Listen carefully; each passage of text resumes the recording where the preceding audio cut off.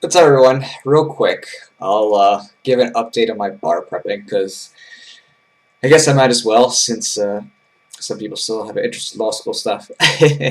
But in any case, seriously, been doing Themis. Really like it. What's convenient about Themis is that everything is online, so I've been able to just go wherever I want and travel wherever I want. Vacation wherever I want. I know it sounds terrible, but I have been diligent. I just been doing a lot of late nights, like right now, where it's 3:30 in the morning, and I finished bar prep a couple hours ago. Um, what would I recommend? Anybody thinking about this? Oh my goodness, I would definitely say start earlier than I did.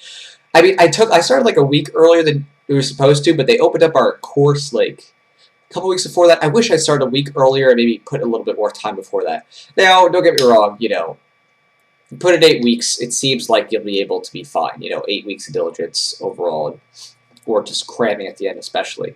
Um, but it's just a lot of topics, and it's kind of like one of those moments where you're kind of like, oh, okay, this is like law school condensed into like 8 weeks, and in some ways it kind of is. In some ways, it's more like here's the bar prep version. In other words, like let's learn the common law, for multi-state, like the common law, all that stuff, like a lot of stuff that you're really not going to use. I mean, it's great to just note as a generality, but especially if you practice in a specific area, you're not going to use most of the stuff. But at the end of the day, as some would say, it is more of a long-term thing, a long run, a marathon. It's not exactly a sprint. Um, it's just diligence, man. You just every day you're doing the lecture, going through the outlines, review it. I'd say the biggest thing that's just outside of the bar prep specifically, but what I do to help myself is everything that I get wrong. If I take a multiple choice question or an essay or something like that, I take it, I pull it out, and put it into a separate document so that I have a document that lists everything that I've messed up on, so that I can just be like, oh, let me go study this document of everything I really don't know. But I would imagine it would be pretty hard to study without a bar course, because you'd have to do a lot of legwork, which may not be a bad thing, might help you learn a bit better, but I just couldn't imagine that you wouldn't get some sort of supplement.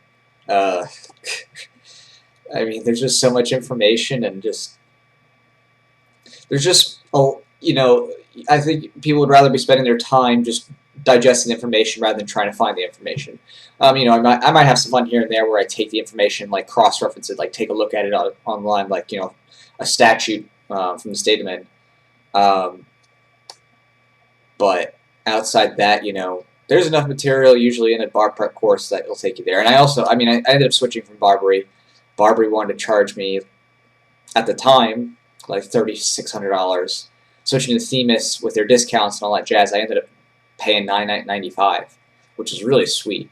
But their prices are going to go up in the future. But still, I mean, whew, I don't know. I mean, it's kind of hard to say what's best for you. Is there really a material difference between being forced to go to a lecture room and just doing online? I don't know. But if you're really like the world's worst person about studying, unless you're forced to go to a classroom, which would be really strange. You make it through law school and you're not that disciplined. At that point, like you might as well just give up.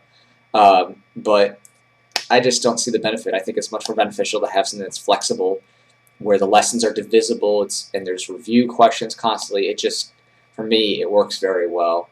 Um, but you're gonna have to try to figure it out. Go to, your law school will have like free MPRE courses, which is the professional responsibility thing.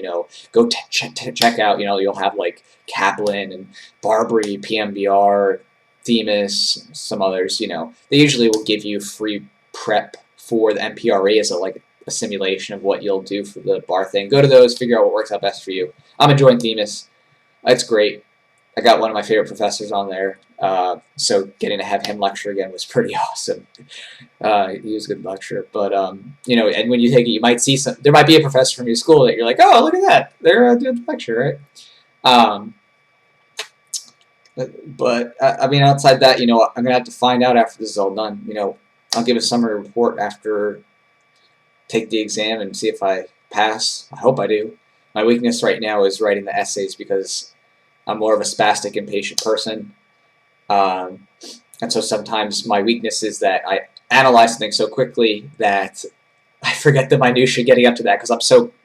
I don't know if there's not an issue of pride or anything. I'm just saying, like, I am so quick to come into the conclusions that I forget, like, oh, I have to actually sit and do that, because with the bar review, you typically have to go through the basic minutia to get the points. You have to go through the things that are kind of obvious, and sometimes you lose sight of that because in law school you don't always have to do that. Sometimes you do, but you don't. You can get to the depths more quickly usually. So that's been the toughest thing for me. And then the one thing I want to try to do is, like, for the court courses issues, for example, like torts, real property, maybe like would be a good one. Contracts, probably.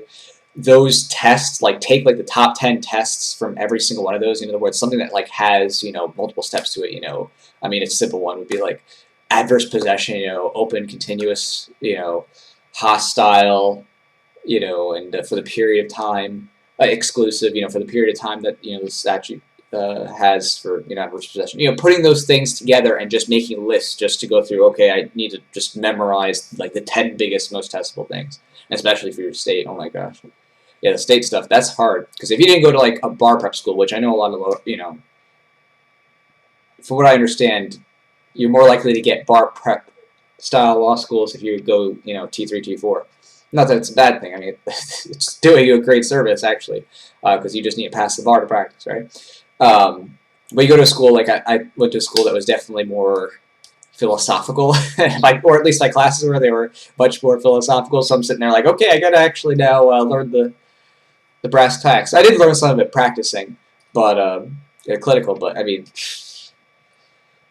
the good news is that when you do a bar prep, there's finite, discrete answers for the most part, unless you're going to discuss both sides of an issue. So that's kind of nice. You don't have to worry about, for the most part, possible ways that it could be like, oh, go this way or this way or this way. For most multiple choice questions, you're looking at, okay, there's a definite answer, and then your essays, your bulk of your points appears to be put down the test, put down the development. You need to make sure that you put down every stage you get to get up to there. And there could be arguable things at the end, but it seems like the bulk of the essay is more like you need to put down the different issues and then their steps for their definitions and then apply those definitions. Alright, so I hope that's helpful. You have any questions about bar prepping? I mean, if I help, it's just because I have multiple screens and I might type answers sometimes that I do while I'm bar prepping. Alright, well, I guess I need to go to bed because now it's 3:38 in the morning. Alright, take care.